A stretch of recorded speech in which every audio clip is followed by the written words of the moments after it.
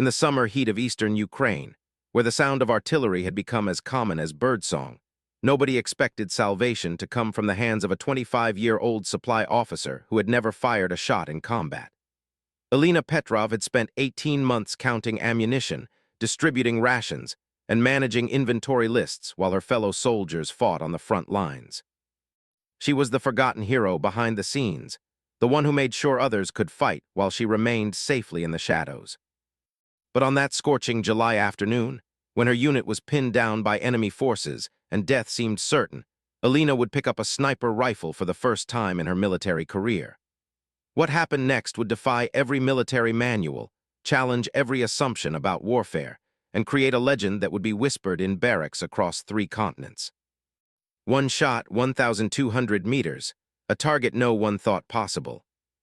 This is the true story of how a supply officer became one of the most feared snipers in modern warfare, and how a single bullet changed the course of a siege that had claimed hundreds of lives.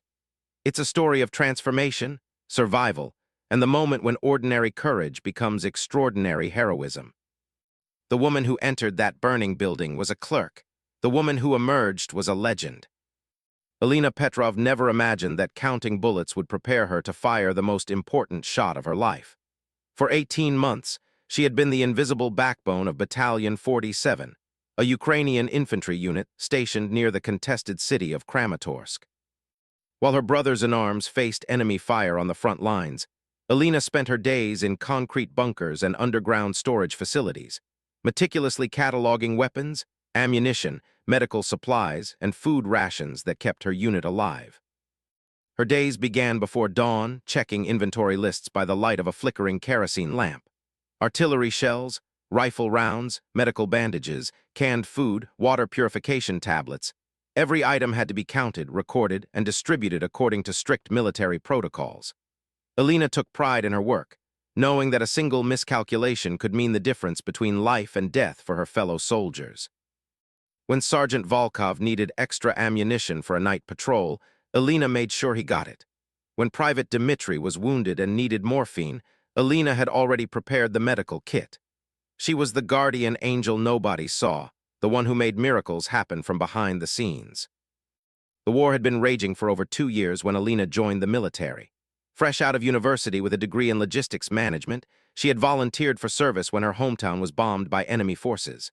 Her parents had begged her to flee to Western Europe like many of her friends, but Elena felt a deep responsibility to her country. She wasn't a fighter by nature. She was quiet, methodical, and preferred solving problems with her mind rather than her fists. The military recognized her talents and assigned her to supply management, where her organizational skills proved invaluable. Battalion 47 was stationed in what had once been a thriving industrial district. Now, the area resembled a moonscape of bomb craters, collapsed buildings, and twisted metal. The enemy forces held positions just 3 kilometers away, close enough that the soldiers could hear their conversations on quiet nights. The front lines had barely moved in 6 months, creating a deadly stalemate where both sides dug deeper into their positions and waited for the other to make a mistake. Elena's world was the underground supply depot, a network of reinforced concrete tunnels and storage rooms that had been carved into the hillside behind the main defensive positions. The depot was connected to the front lines by a series of communication trenches, allowing supplies to be moved safely even under enemy observation. Elena knew every inch of those tunnels, every hidden storage room, every shortcut that could save precious minutes during an emergency resupply mission. Her fellow soldiers respected her work, but Elena often felt like an outsider. During evening meals, the infantry soldiers shared stories of firefights, narrow escapes, and acts of heroism. Elena listened quietly, contributing little to these conversations. She had never fired her rifle in combat, never felt the adrenaline rush of battle, never looked an enemy soldier in the eye. She was a warrior who had never fought, a soldier who had never seen war up close. That perception would begin to change during the early days of July, when enemy forces launched a coordinated offensive aimed at breaking through Battalion 47's defensive lines. Intelligence reports indicated that enemy commanders had grown frustrated with the stalemate and were preparing to throw everything they had at the Ukrainian positions. Elena found herself working 18-hour days, preparing ammunition and supplies for what everyone knew would be the fight of their lives. The offensive began on a Tuesday morning with the heaviest artillery barrage Alina had ever experienced. The ground shook so violently that cans fell from shelves in the supply depot. Dust rained from the concrete ceiling as explosion after explosion rocked the hillside above. Alina continued working through the bombardment, organizing medical supplies and preparing ammunition loads for the inevitable ground assault that would follow. When the artillery stopped, the silence was more terrifying than the noise had been. Alina knew that enemy infantry would be advancing across no man's land, using the cover of smoke and dust to get as close as possible to the Ukrainian trenches before the defenders could reorganize. She grabbed her rifle and prepared to move supplies forward to the fighting positions, knowing that the next few hours would determine whether Battalion 47 survived or was overrun. The communication trenches filled with wounded soldiers being evacuated to the rear, while fresh ammunition was carried forward. Alina worked like a machine, loading heavy boxes of rifle rounds and dragging them through the muddy trenches to resupply points near the front lines. She could hear the sound of small arms fire growing closer, punctuated by the distinctive crack of sniper rifles and the deeper rumble of machine guns. As she emerged from one of the communication trenches carrying a case of anti-tank rounds, Alina got her first close look at the battle. The main defensive line was a hellscape of smoke, explosions, and muzzle flashes. Ukrainian soldiers crouched behind sandbags and concrete barriers, firing methodically at advancing enemy forces. Bodies lay scattered across the cratered ground between the opposing positions, some moving weakly while others remained perfectly still. Alina had seen photographs of battlefields, but nothing had prepared her for the overwhelming sensory assault of actual combat. The smell of cordite and blood mixed with the acrid smoke from burning vehicles. The sound was constant and overwhelming: rifle shots, shouted orders, the screams of wounded men, and the whistling of incoming mortar rounds. Every few seconds, another explosion would send dirt and debris flying through the air. She delivered the anti-tank rounds to Lieutenant Kozlov's position and was preparing to return for another load when she heard a sound that made her blood run cold. It was the distinctive whistle of an incoming artillery shell, and it was getting louder by the second. Alina threw herself into the nearest shell crater just as the round exploded less than 50 meters away. The blast wave knocked the air from her lungs and filled her mouth with dirt. When she looked up, Alina saw that the explosion had collapsed part of the communication trench she had been using. Several soldiers were trapped under the debris, calling for help. Without thinking, Alina began digging through the rubble with her bare hands, pulling away chunks of concrete and twisted metal until she could reach the trapped men. The first soldier she pulled free was Private Yuakov, barely 18 years old and bleeding from a head wound. Alina dragged him to safety and went back for the others. The rescue operation took nearly an hour, during which Alina ignored the ongoing battle around her and focused entirely on saving her fellow soldiers. She pulled 4 men from the collapsed trench, carrying 2 of them on her back when they couldn't walk. By the time she finished, her uniform was soaked with blood and mud, and her hands were raw from digging through the debris. Lieutenant Kozlov had witnessed the entire rescue and later told Alina that her actions had saved lives that would have been lost if she had followed standard procedure and waited for the combat engineers to arrive. For the first time since joining Battalion 47, Alina felt like she truly belonged. She wasn't just the supply officer anymore. She was a soldier who had proven herself under fire. The enemy offensive continued for 3 more days, with Alina working around the clock to keep ammunition and supplies flowing to the front lines. She learned to navigate the battlefield under fire, using shell craters and destroyed buildings as cover while moving between positions. She developed an intuitive understanding of the rhythm of combat: when to move, when to take cover, when to risk exposure to deliver critically needed supplies. On the 3rd day of fighting, Alina was delivering rifle ammunition to a forward observation post when she encountered Sergeant Major Petrov, the battalion's senior sniper. Petrov was a legend in the unit, credited with over 60 confirmed kills during his 2 years of combat service. He was also Alina's distant cousin, though they had barely spoken since she joined the battalion. Petrov was positioned in the ruins of what had once been a water tower, using the elevated position to engage enemy targets at long range. His spotter had been wounded earlier in the day, leaving him to work alone. Alina volunteered to serve as his temporary spotter, using binoculars to help identify targets and calculate range estimates. For the first time, Alina got to observe the deadly art of military sniping. Petrov moved with careful precision, taking his time to line up each shot while Alina called out target locations and distances. She watched him engage enemy soldiers at ranges exceeding 800 meters, each shot carefully calculated to account for wind, temperature, and target movement. Between shots, Petrov shared his knowledge with Alina, explaining how to read wind patterns, how to estimate range using landmarks, and how to predict where moving targets would be when the bullet arrived. Alina absorbed every detail, fascinated by the mathematical precision required for long-range shooting. It was problem-solving on a deadly scale, requiring the same analytical thinking she used in supply management, but applied to life-and-death situations. The partnership lasted only a few hours before Petrov was called to a different sector, but those hours changed Alina's perspective on warfare. She had always thought of combat as chaos and violence, but Petrov showed her that it could also be a precise science. The best snipers weren't just good shooters, they were tactical thinkers who understood ballistics, weather, and human psychology. Alina returned to her supply duties with a new sense of purpose. She continued her logistics work, but now she also began studying marksmanship in her spare time. Using a training rifle in the underground depot, she practiced the fundamentals that Petrov had taught her: breathing control, trigger squeeze, sight alignment. She had no formal training as a sniper, but Alina was a quick learner who approached every challenge with methodical determination. The enemy offensive finally ended after 5 days of intensive fighting. Battalion 47 had held their positions, but at a terrible cost. Nearly a third of the unit's soldiers had been killed or wounded, including many of Alina's friends. The survivors were exhausted, traumatized, and running low on everything from ammunition to medical supplies.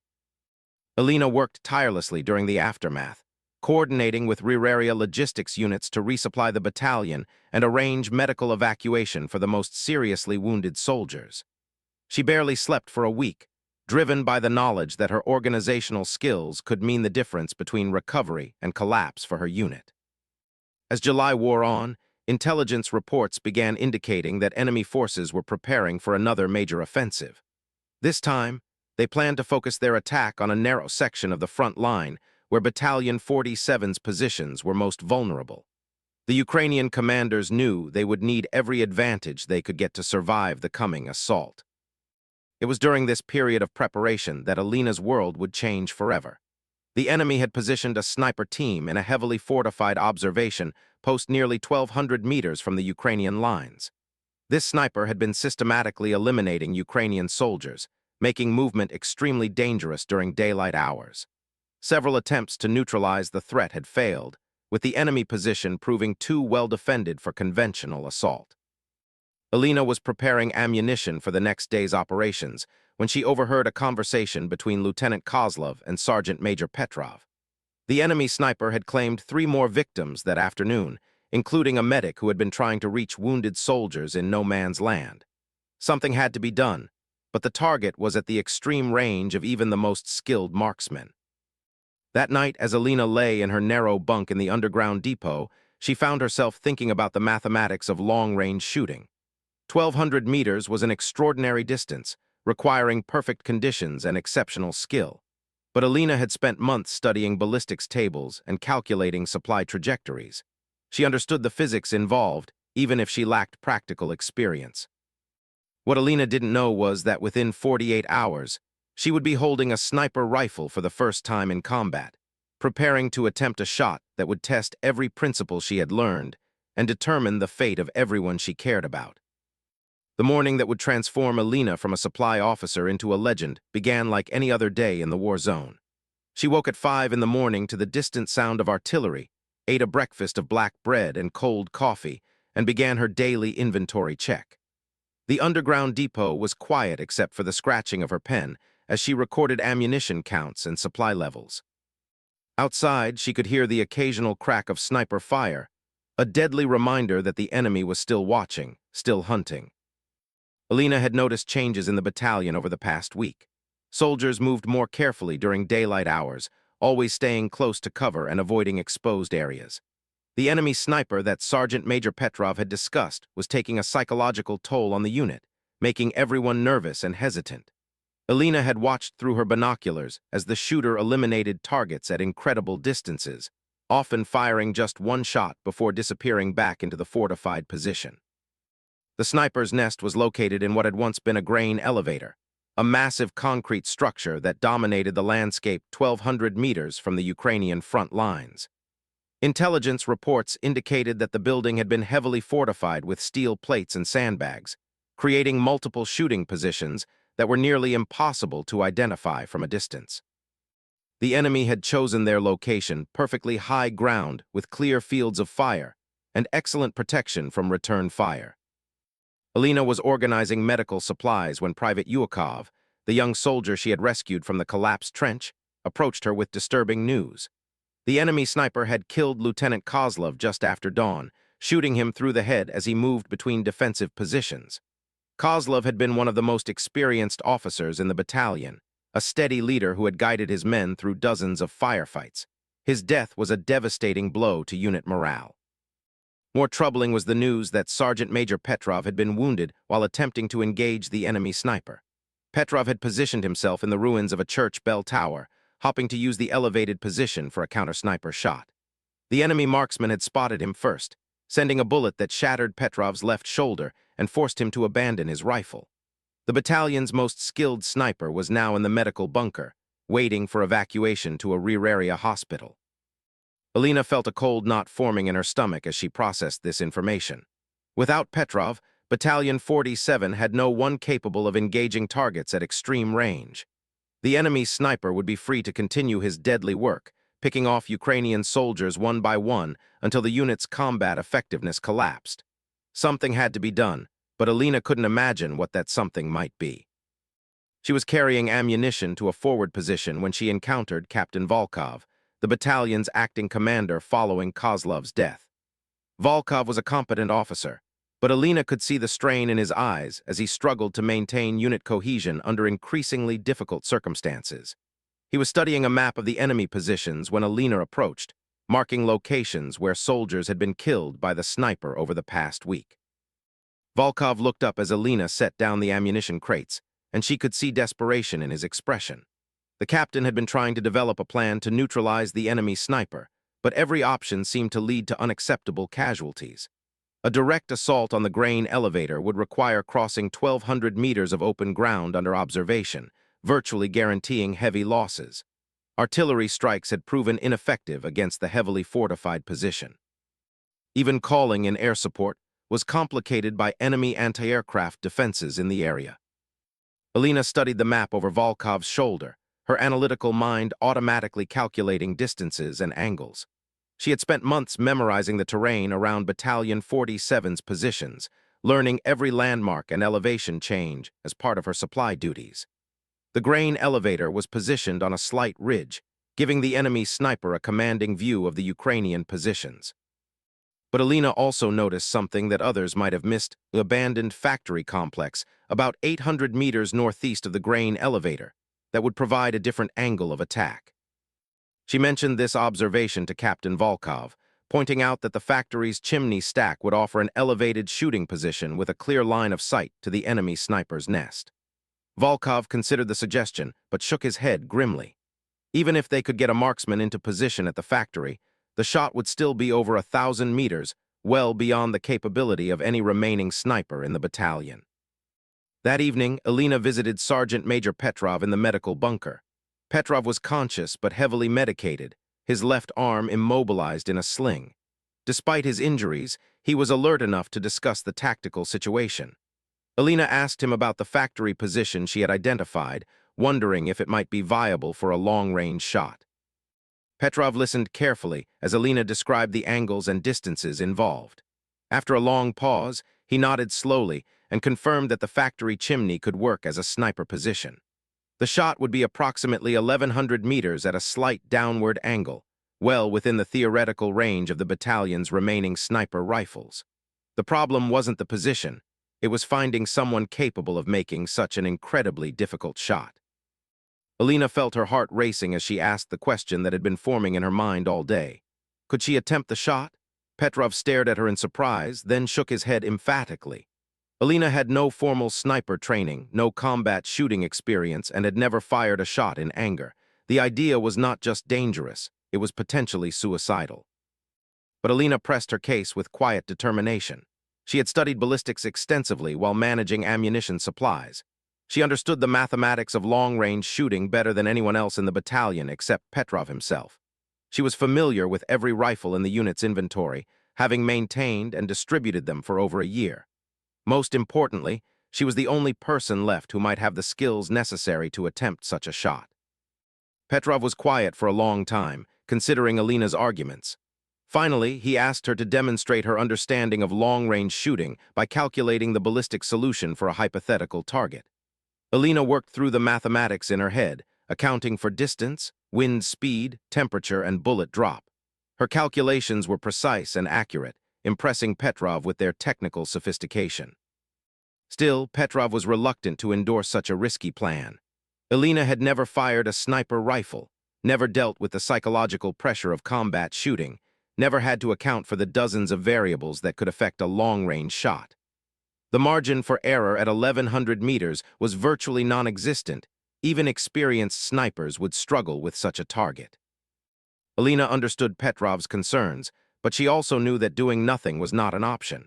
The enemy sniper would continue killing Ukrainian soldiers until Battalion 47 ceased to exist as an effective fighting force. Someone had to try, and Alina was the only person left with the theoretical knowledge necessary to attempt the shot.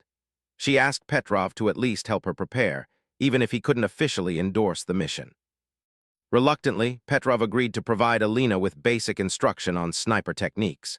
Using a training rifle in the medical bunker, he showed her the proper shooting positions, breathing techniques, and trigger control methods that were essential for precision shooting. Alina absorbed every detail, practicing the movements until they became automatic responses. Petrov also provided Alina with detailed information about the specific rifle she would be using, a precision weapon chambered in 7.62 NATO with a high-powered telescopic sight. He explained the rifle's ballistic characteristics, how to adjust the scope for different ranges, and how to estimate wind effects using environmental indicators. Alina took notes on everything, creating a mental checklist that she could reference during the actual shooting. The training session lasted only 2 hours, but Alina felt more confident about her chances when it was finished. She still lacked practical experience, but at least she understood the fundamentals. Petrov gave her a final piece of advice: trust the mathematics, control her breathing, and fire only when everything felt perfect. In long-range shooting, patience was often more important than skill. Alina spent the rest of the night preparing for the mission that Captain Volkov had reluctantly approved after learning about her training session with Petrov. She gathered the equipment she would need: the sniper rifle, 200 rounds of match-grade ammunition, a spotting scope, and camouflage materials. She also prepared detailed range cards showing distances to various landmarks around the factory position, knowing that precise range estimation would be critical to success. The plan was simple but dangerous. Alina would move to the abandoned factory under cover of darkness, establish a shooting position in the chimney stack, and wait for the enemy sniper to reveal himself. Intelligence suggested that the enemy marksman was most active during the morning hours, when shadows and lighting conditions were optimal for long-range shooting. Alina would have to be in position before dawn and prepared to wait for hours if necessary. As she gathered her equipment, Alina felt a mixture of fear and determination. She knew that the odds were heavily against her. Even experienced snipers would struggle with an 1,100-meter shot under combat conditions. But Alina also knew that failure to act would mean watching more friends die while she safely counted ammunition in her underground bunker. Private Yuakov volunteered to serve as Alina's spotter, despite having no training in the role. Alina accepted gratefully, knowing that she would need someone to help identify targets and provide security while she concentrated on shooting. Yuakov was young and inexperienced, but he was brave and loyal, qualities that mattered more than technical expertise in this situation. They left the Ukrainian positions at 2 in the morning, moving carefully through a network of communication trenches and shell craters that would provide concealment from enemy observation posts. Alina carried the sniper rifle broken down into its component parts, with the scope and ammunition distributed between herself and Yuakov. The journey to the factory would take nearly 3 hours of careful movement through dangerous terrain. The abandoned factory was a maze of collapsed buildings, twisted machinery, and debris-filled corridors. Alina and Yuakov had to navigate through the ruins in complete darkness, feeling their way forward while avoiding unstable structures that could collapse at any moment. The chimney stack was located at the center of the complex, requiring them to cross several open areas where they would be vulnerable to enemy observation. Alina felt her heart pounding as they climbed the narrow steel ladder inside the chimney stack. The structure was old and corroded, creaking ominously under their weight. At the top, they found a small maintenance platform that would serve as their shooting position. Alina assembled the sniper rifle while Yuakov set up the spotting scope and established communication with Battalion 47's command post. As dawn approached, Alina could see the grain elevator clearly through her rifle scope. The massive concrete structure dominated the skyline, with multiple openings that could conceal enemy snipers. Alina studied each potential shooting position, looking for any sign of movement or equipment that might reveal her target's location. The enemy marksman was skilled at concealment, revealing nothing that would give away his position. Alina settled into her shooting position and began the careful process of preparing for what might be the most important shot of the war. She checked and rechecked her equipment, calculated ballistic solutions for various target locations, and practiced the breathing techniques that Petrov had taught her. Everything depended on being ready when the enemy sniper finally revealed himself.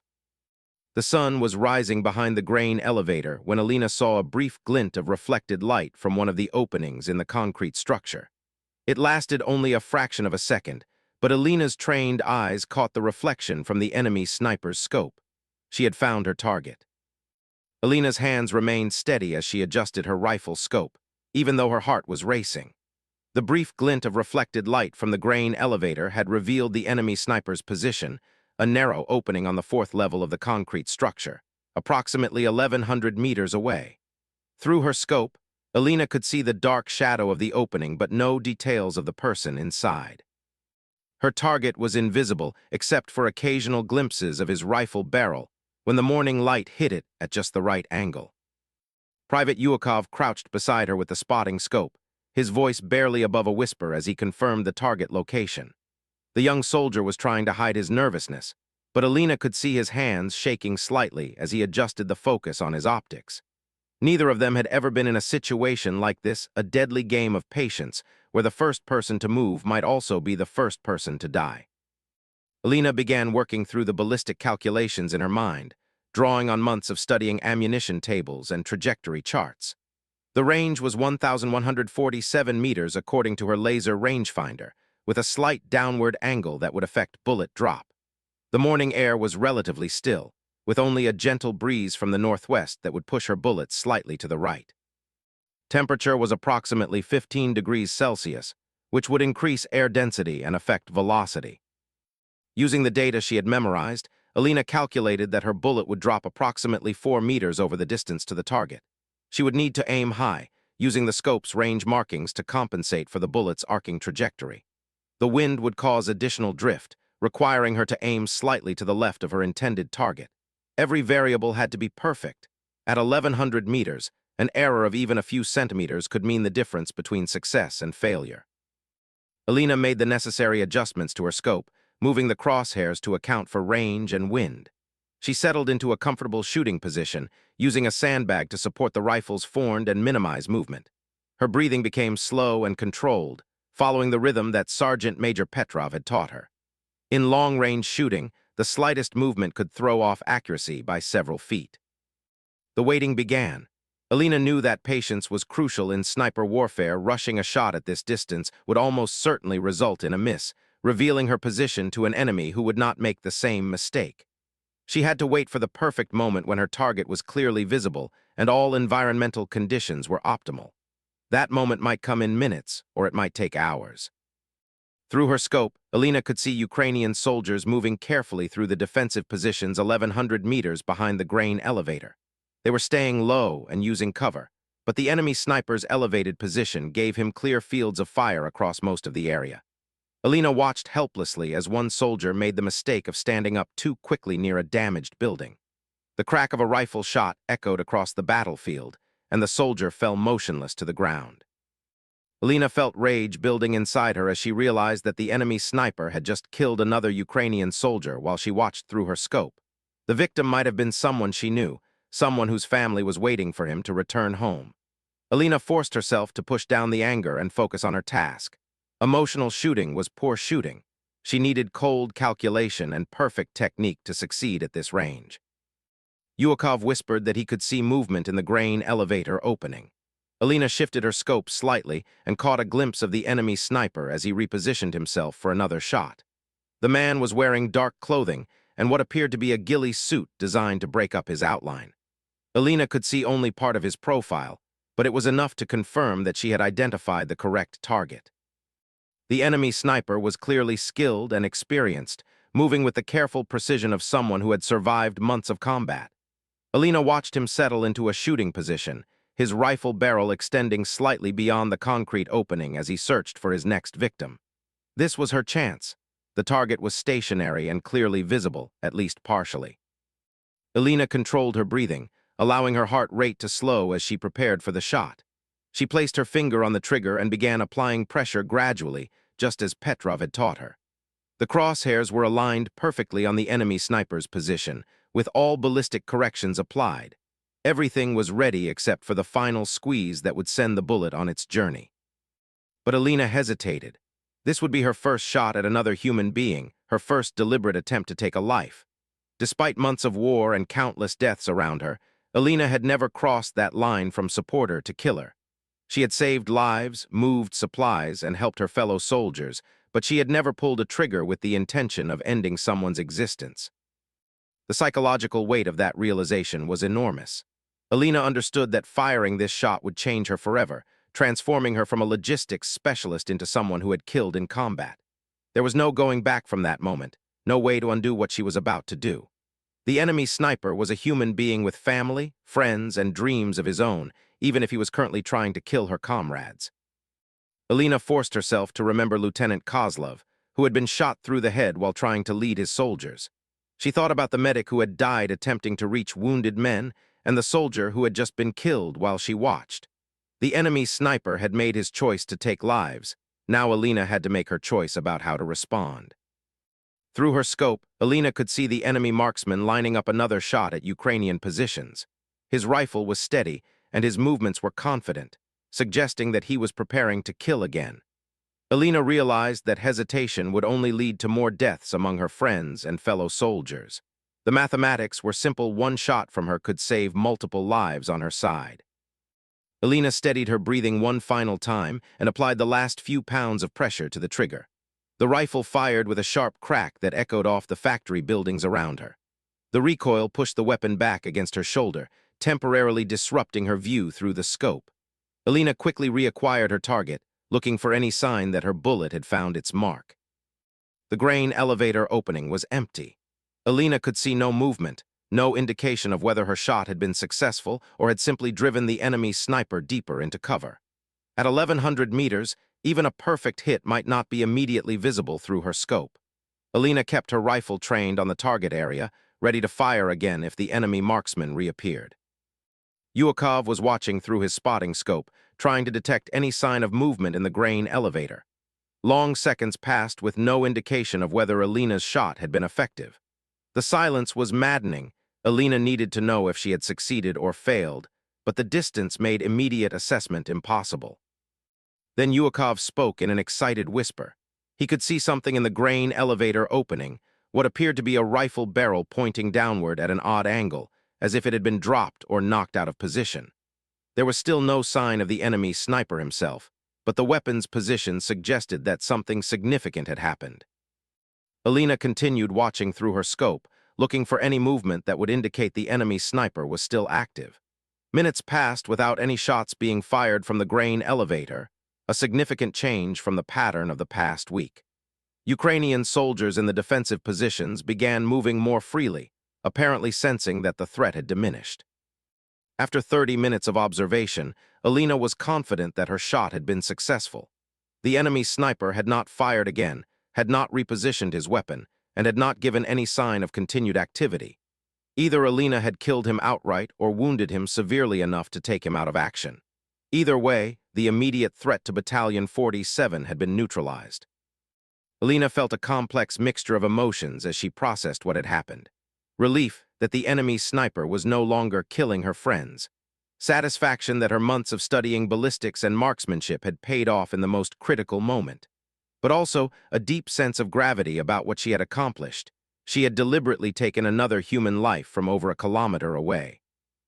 Yuakov was practically vibrating with excitement, congratulating Alina on what might have been one of the longest confirmed sniper kills in the conflict. Alina accepted his praise quietly, still trying to process the magnitude of what she had done. She had gone from supply officer to sniper in a single shot, crossing a line that could never be uncrossed. Alina and Yuakov remained in position for another 2 hours, continuing to observe the grain elevator for any sign of enemy activity. During that time, Ukrainian soldiers moved with increasing confidence through areas that had been death traps just hours earlier. The psychological impact of neutralizing the enemy sniper was immediate and significant. An entire battalion could operate more effectively because one threat had been eliminated. When they finally prepared to leave the factory, Alina disassembled her rifle and carefully cleaned each component. The weapon had performed flawlessly, delivering her bullet exactly where the ballistic calculations had predicted it would go. Alina felt a newfound respect for the precision engineering that made such shots possible, as well as for her own ability to apply theoretical knowledge under extreme pressure. The journey back to Ukrainian positions was less stressful than the outbound trip, but Alina remained cautious. Enemy forces might have spotted the muzzle flash from her shot and could be searching for her position.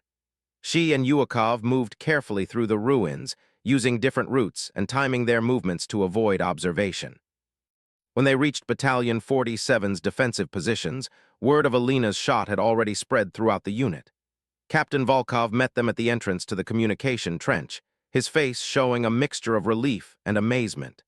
The enemy sniper had been silent for over 3 hours, the longest period without activity since the siege began.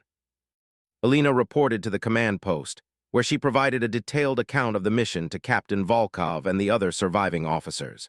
She explained her shooting position, the ballistic calculations she had used, and her assessment of the shot's effectiveness.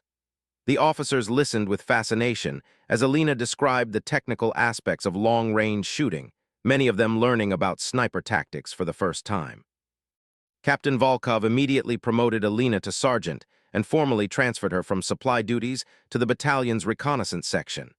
Alina would now serve as Battalion 47's primary sniper, a role that came with both increased responsibility and increased danger.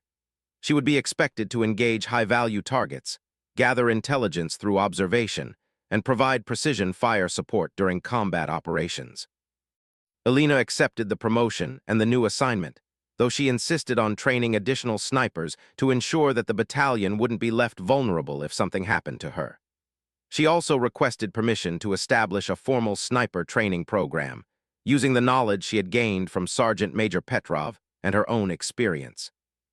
That evening, Alina returned to visit Petrov in the medical bunker. The wounded sergeant's face lit up when he saw her, having already heard about the successful shot through the military communications network. Petrov congratulated Alina on her marksmanship and expressed amazement that someone with no formal training had achieved such results under combat conditions. Alina spent an hour describing the shot in detail to Petrov, explaining the ballistic calculations she had used and the environmental conditions she had encountered. Petrov nodded approvingly as Alina discussed her methods, confirming that her approach had been technically sound and professionally executed. Before leaving, Alina asked Petrov if he thought she had done the right thing. The veteran sniper was quiet for a moment before responding that war forced people to make difficult choices, and that Alina had chosen to protect her friends rather than allow more of them to die. He told her that she had crossed the line from soldier to warrior, and that she should be proud of her courage and skill. As Alina walked back to her new quarters, she reflected on how completely her life had changed in a single day. That morning, she had been a supply officer who counted bullets. By evening, she was a combat sniper who fired them with deadly precision. The transformation was complete, irreversible, and would define the rest of her military service. Alina knew that there would be more shots to fire, more enemies to engage, and more difficult decisions to make. But she also knew that she had found her true calling in the military. She was no longer the invisible support person working behind the scenes. She was a weapon of precision and lethality, capable of changing the course of battles with a single well-placed shot. The war was far from over, and Alina's legend was just beginning. News of Alina's extraordinary shot spread through the Ukrainian military communications network like wildfire. Within 48 hours, officers from division headquarters were requesting detailed reports about the engagement, and military intelligence analysts were studying photographs of the grain elevator to confirm the kill. The 1,100-meter shot had not only eliminated a dangerous enemy sniper, but had also demonstrated capabilities that few people believed possible. Alina found herself uncomfortable with the attention her success was generating. Soldiers throughout the sector were calling her Ghost, a reference to her ability to strike targets from impossible distances without being detected. Officers she had never met were visiting Battalion 47 to meet the supply officer who had become a sniper legend in a single morning. Alina preferred to focus on her work rather than bask in celebrity, but she was learning that exceptional achievements came with unwanted consequences. Captain Volkov assigned Alina to establish a sniper training program for the battalion, drawing on her theoretical knowledge and recent practical experience. Alina threw herself into this task with characteristic dedication, developing lesson plans that covered everything from basic marksmanship to advanced ballistic calculations. She requisitioned precision rifles, high-quality optics, and specialized ammunition, using her supply background to ensure that her trainees had the best equipment available. The first class of sniper candidates consisted of 8 soldiers selected for their marksmanship potential and psychological stability. Alina began their training with classroom sessions covering the mathematics of long-range shooting bullet trajectory, wind effects, temperature variations, and range estimation techniques. She was surprised to discover that she enjoyed teaching, finding satisfaction in passing on knowledge that could save lives and win battles. Private Yuakov was among Alina's first students, having earned his place through his performance as her spotter during the grain elevator engagement. Yuakov was an enthusiastic learner who absorbed every detail of Alina's instruction. He showed particular talent for calculating ballistic solutions quickly under pressure, a skill that would prove valuable during combat operations. Alina's training program emphasized precision over speed, teaching her students to take their time and make every shot count. She had learned from Sergeant Major Petrov that patience was often more important than marksmanship ability in sniper operations. Alina incorporated this philosophy into her curriculum, training her students to wait for perfect shots rather than taking marginal opportunities that might reveal their positions. The practical training took place at a makeshift shooting range constructed in a secure area behind the main defensive positions. Alina started her students at 300 meters, gradually increasing the distance as their skills improved. She taught them to read environmental conditions, adjust their scopes for different ranges, and account for the various factors that could affect bullet trajectory. Alina's most advanced students were soon engaging targets at 800 meters with consistent accuracy.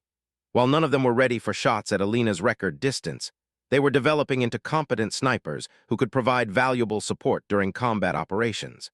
Alina felt pride in their progress, knowing that each skilled sniper could potentially save dozens of lives during future battles. As her reputation spread, Alina began receiving requests from other units for sniper training and support. Division headquarters asked her to visit neighboring battalions to assess their sniper capabilities and provide instruction where needed. Alina found herself traveling throughout the sector, spreading her knowledge and techniques to hundreds of soldiers who had never received formal sniper training. During one of these visits, Alina encountered Major Riznov, a career officer who had been skeptical of reports about her abilities. Riznov challenged Alina to demonstrate her skills by engaging a target at 900 meters, a distance he believed was beyond the capability of someone with so little formal training. Alina accepted the challenge calmly, knowing that her reputation often depended on proving herself to doubters. The target was a steel plate positioned on a hillside 900 meters from Alina's shooting position. Alina studied the conditions carefully: light wind from the east, temperature dropping as evening approached, slight upward angle to the target. She calculated the necessary ballistic corrections and adjusted her scope accordingly. When she was satisfied with her preparation, Alina fired a single shot that struck the center of the target with a distinctive metallic clang that echoed across the valley. Major Riznov was stunned by the accuracy of Alina's shot, apologizing for his skepticism and asking for her advice on improving his unit's sniper capabilities. Alina spent the next 3 hours working with Riznov's marksmen, identifying weaknesses in their training and suggesting improvements to their equipment and techniques. By the end of the session, even the most experienced soldiers in Riznov's unit were impressed by Alina's knowledge and teaching ability. Alina's growing reputation as both a sniper and instructor led to an invitation to visit the military academy in Kyiv, where she was asked to speak to officer candidates about long-range shooting and sniper tactics. Alina was nervous about addressing such a prestigious audience, but she accepted the assignment as an opportunity to influence future military leaders. The lecture hall was packed with young officers eager to learn from someone who had achieved legendary status in such a short time. Alina began her presentation by emphasizing that sniping was fundamentally about problem-solving rather than marksmanship. She explained how mathematical principles, careful observation, and patience were more important than natural shooting ability. Alina shared details about her grain elevator shot, walking the audience through the ballistic calculations and environmental factors she had considered. She demonstrated scope adjustments, wind reading techniques, and range estimation methods. Most importantly, she stressed the psychological aspects of sniper warfare, the mental discipline required to remain calm under pressure and make life-or-death decisions with precision and confidence. The officer candidates were fascinated by Alina's analytical approach to sniping, asking detailed questions about her methods and requesting additional training materials. Alina promised to develop a comprehensive sniper manual that could be used throughout the Ukrainian military, drawing on her experience and the lessons she had learned from training dozens of students. Alina returned to Battalion 47 with a new assignment from division headquarters. She was to establish an advanced sniper school that would train instructors for other units. The school would be located in a secure rear area where students could focus on learning without the distractions and dangers of frontline duty. Alina would serve as the chief instructor, developing curriculum and training standards for the entire regional command. The sniper school opened with 24 students selected from elite units throughout the sector. Alina had handpicked these soldiers based on their marksmanship records, psychological evaluations, and recommendations from their commanding officers. The course would last 6 weeks, covering everything from basic shooting fundamentals to advanced tactical employment of sniper teams. Alina's curriculum was revolutionary in its emphasis on mathematical precision and scientific methodology. Traditional military sniper training had relied heavily on intuition and experience, but Alina incorporated ballistic software, environmental monitoring equipment, and standardized calculation procedures. Her students learned to approach each shot as a physics problem with a precise solution. The practical training at Alina's school pushed students to their limits, with shooting exercises at ranges up to 1,200 meters. Alina used her own record shot as both inspiration and proof that such distances were achievable with proper training and preparation. Several of her advanced students managed shots exceeding 1,000 meters, demonstrating that Alina's methods could produce results that matched her own exceptional achievements. Alina's most successful student was Corporal Dmitry Volkov, Captain Volkov's younger brother who had volunteered for sniper training after Alina's grain elevator engagement. Dmitry showed remarkable talent for long-range shooting, achieving consistent accuracy at extreme distances. Under Alina's guidance, he developed into a sniper capable of engaging targets at over 1,100 meters, approaching Alina's own record distance. The graduation exercise for Alina's first class involved a simulated combat scenario where students had to locate and engage multiple targets at unknown distances while under time pressure. Alina had designed the exercise to test not only marksmanship skills, but also tactical thinking, stress management, and decision-making abilities. Every student passed the final test, demonstrating the effectiveness of Alina's training methods. Alina's graduates returned to their units as certified sniper instructors, carrying Alina's techniques and philosophy to dozens of battalions throughout the region. Within 6 months, Ukrainian forces had dramatically improved their long-range shooting capabilities, with sniper teams engaging enemy targets at distances that had previously been considered impossible. The success of Alina's training program attracted attention from international military observers who were studying Ukrainian tactics and innovations. A delegation of NATO officers visited Alina's school, requesting demonstrations of her training methods and asking detailed questions about her ballistic calculation procedures. Alina found herself explaining sniper tactics to some of the world's most experienced military professionals.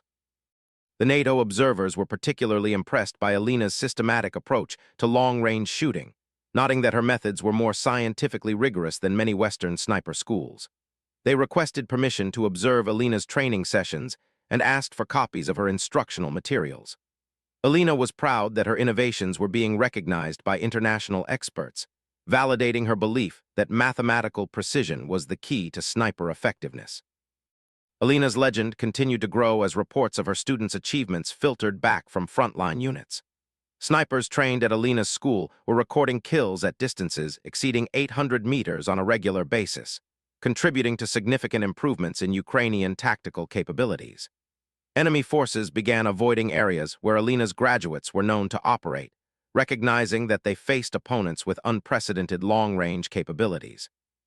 Despite her success as an instructor, Alina continued to serve as Battalion 47's primary sniper when tactical situations required her direct involvement. She had recorded 17 confirmed kills at distances ranging from 600 to over 1,000 meters, establishing her as one of the most effective snipers in the entire Ukrainian military. Alina approached each engagement with the same methodical preparation that had made her grain elevator shot successful. Alina's most challenging engagement came during a winter battle when enemy forces attempted to overrun a forward observation post. The Ukrainian defenders were outnumbered and facing elimination when Alina was called in to provide precision fire support. Operating in sub-zero temperatures that complicated ballistic calculations, Alina engaged multiple enemy targets at ranges exceeding 900 meters. The winter engagement demonstrated Alina's versatility as a sniper, showing that her skills extended beyond single long-range shots to sustained precision fire during dynamic combat situations. Alina eliminated 7 enemy soldiers during the 4-hour battle, providing the accuracy and firepower needed for the observation post to hold its position until reinforcements arrived. Alina's combat record and training innovations earned her promotion to lieutenant and assignment as the Regional Sniper Training Coordinator. She would be responsible for establishing sniper schools throughout Ukrainian-controlled territory, spreading her methods and philosophy to thousands of soldiers. Alina accepted the promotion knowing that her greatest contribution to the war effort might be the knowledge she could pass on to others. As Alina prepared for her expanded role, she reflected on how completely her life had changed since that morning at the grain elevator. She had transformed from an unknown supply officer into one of Ukraine's most respected military instructors, responsible for revolutionizing sniper tactics throughout the armed forces. Alina's legend had grown far beyond her record-breaking shot, encompassing her innovations in training and her contributions to military education. But Alina knew that legends were built on more than individual achievements. Her true legacy would be the hundreds of soldiers she had trained, the techniques she had developed, and the lives that would be saved by snipers using the methods she had pioneered. Alina had become more than an exceptional marksman. She had become a teacher whose influence would extend far beyond her own career. 2 years after her legendary grain elevator shot, Lieutenant Alina Petrov stood before a gathering of international military observers at the Ukrainian Strategic Defense Academy. The woman who had once counted ammunition in underground bunkers was now briefing senior officers from 12 NATO countries on revolutionary sniper training methodologies.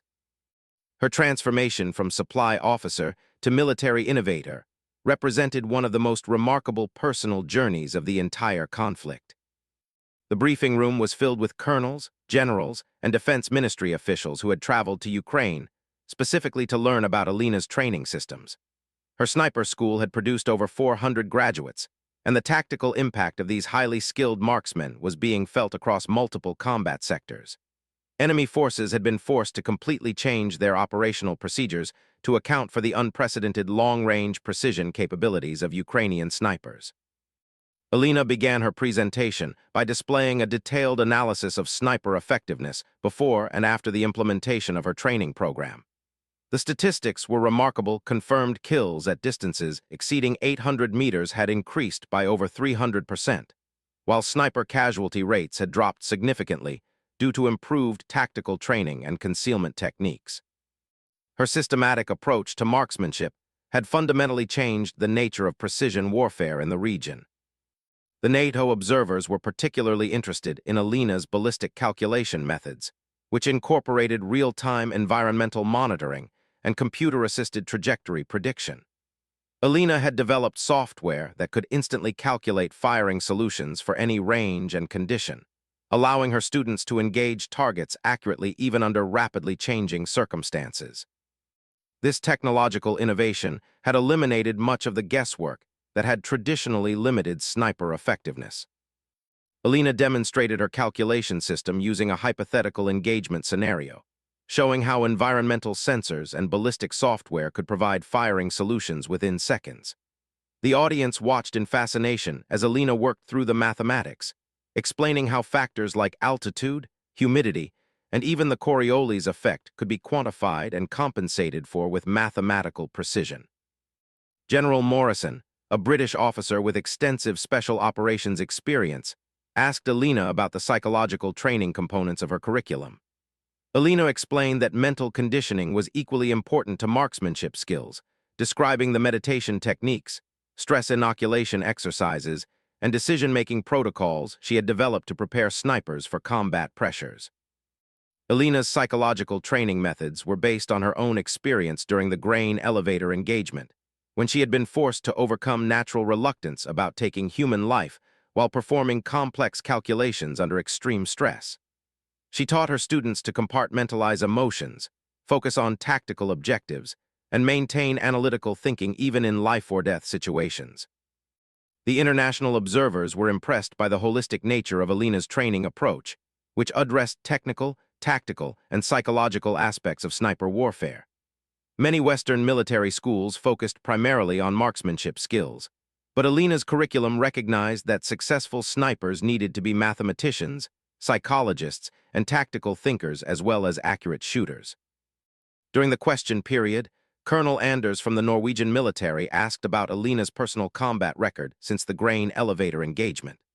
Alina had continued serving as an operational sniper while developing her training programs, recording 37 confirmed kills at distances ranging from 500 to 1,300 meters. Her longest shot, achieved during a winter engagement near Bakhmut, had exceeded her original record by over 100 meters. Alina described her 1,300-meter shot in clinical detail, explaining the environmental conditions, ballistic calculations, and tactical situation that had made such an extreme-range engagement necessary. The target had been an enemy forward observer who was directing artillery strikes against Ukrainian positions. Alina's shot had eliminated the observer and ended the artillery barrage, saving dozens of civilian lives in a nearby evacuation center. The technical precision of Alina's 1,300-meter engagement impressed even the most experienced military professionals in the audience. The shot had required calculations that accounted for temperature variations, crosswinds at multiple altitudes, and the curvature of the Earth itself.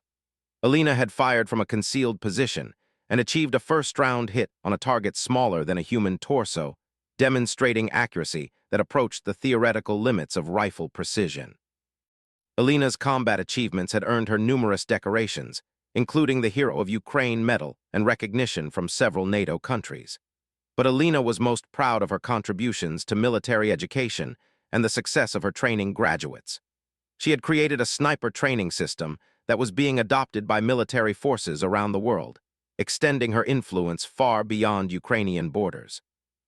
The briefing concluded with Alina outlining future developments in her training program, including virtual reality simulation systems and advanced ballistic modeling software. She was working with technology companies to develop training tools that would allow snipers to practice extreme-range shooting without requiring vast training facilities or expensive ammunition. After the formal presentation, Alina met privately with General Morrison and other senior NATO officials who were interested in establishing exchange programs with Alina's school. The British general offered Alina a position as an instructor at the Royal Military Academy Sandhurst, recognizing that her innovations could benefit British sniper training programs. Alina politely declined the international offers, explaining that her commitment was to Ukrainian forces and the ongoing conflict. She had no interest in leaving her country while her skills were still needed on active operations. Alina's loyalty and dedication impressed the foreign officers, who understood that exceptional military leaders often emerged from the crucible of actual combat experience. Alina returned to her current assignment as commander of the Regional Sniper Training Center, a facility that had grown from her original school into a comprehensive education complex. The center trained not only snipers, but also spotters, intelligence analysts, and equipment specialists who supported precision warfare operations. Alina had created an entire military specialty based on her own innovations and experience. The training center occupied a secure facility that included classrooms, workshops, simulation laboratories, and multiple shooting ranges extending to distances of over 1,500 meters. Alina had designed every aspect of the facility to support her training methodology, creating an environment where students could develop the skills and confidence needed for extreme-range engagements. Alina's daily routine at the training center began at 5 in the morning with personal fitness training and marksmanship practice. Despite her administrative responsibilities, Alina maintained her own skills through constant practice and regular operational deployments. She believed that instructors needed to remain current with tactical developments and technology advances to provide relevant training. Alina's office walls were covered with maps showing the locations of her training graduates throughout Ukrainian-controlled territory. Red pins marked successful long-range engagements by her former students, creating a visual representation of her program's tactical impact. Alina took personal satisfaction in knowing that her teaching was saving Ukrainian lives and contributing to military success across multiple combat sectors. The center's current enrollment included students from several allied nations who were learning Alina's methods for implementation in their own military forces. Alina had been granted permission to train foreign snipers as part of international cooperation agreements, spreading her techniques beyond Ukrainian borders while building relationships with partner militaries. Alina's most promising current student was Senior Lieutenant Anya Kovalenko, a former mathematics professor who had volunteered for military service following the destruction of her university. Kovalenko showed exceptional aptitude for Alina's ballistic calculation methods, achieving consistent accuracy at ranges exceeding 1,000 meters after only 4 weeks of training. Alina saw something of herself in Kovalenko, an analytical mind that approached warfare as a series of problems to be solved rather than emotions to be expressed. Kovalenko had the potential to become an instructor herself, perhaps even surpassing Alina's own achievements given proper development and opportunity. Alina's influence extended beyond military training into academic research and technological development. She collaborated with university physics departments on ballistic modeling projects, worked with optics manufacturers to improve rifle scope designs, and advised ammunition companies on precision bullet development. Alina's practical experience provided valuable real-world validation for theoretical concepts and engineering innovations. The recognition of Alina's contributions to military science had led to honorary degrees from several universities and invitations to speak at academic conferences around the world. Alina found these civilian interactions rewarding, particularly when her work contributed to educational programs that could benefit future generations of military professionals. Alina's personal life had been profoundly changed by her military service and public recognition. She had married Captain Dmitry Volkov, her former student who had become one of Ukraine's most effective sniper team leaders. Their relationship was based on shared understanding of military life and mutual respect for each other's professional achievements.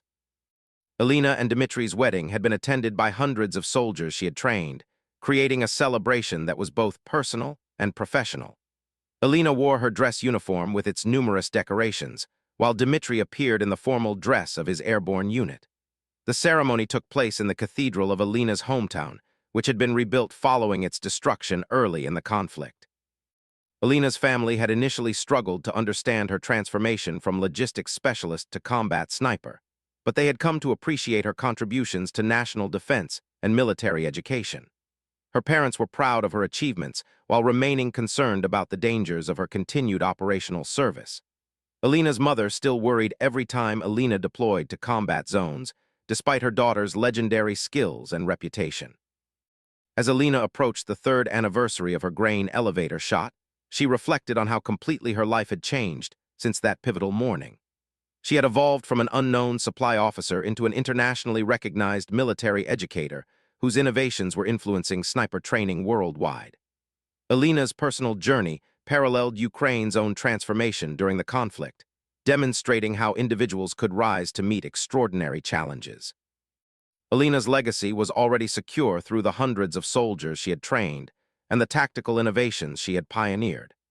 But Alina knew that her greatest contributions might still lie ahead as she continued developing new training methods and technologies that would enhance military effectiveness for generations to come. The young woman who had once counted ammunition in underground bunkers had become a teacher whose influence extended across continents and whose innovations were reshaping modern warfare. Alina's story demonstrated that heroism could emerge from unexpected sources and that individual excellence could have impact far beyond personal achievement. Alina remained focused on her mission of training the next generation of military professionals, knowing that her knowledge and experience represented a strategic asset that could help determine the outcome of current and future conflicts. Her legend had grown far beyond a single remarkable shot, encompassing a lifetime commitment to military excellence and educational innovation. The grain elevator shot had made Alina famous, but her dedication to teaching and innovation had made her immortal in the annals of military history. Alina Petrov had transformed herself from a supply officer into a legend, and in doing so, had transformed military sniper training forever.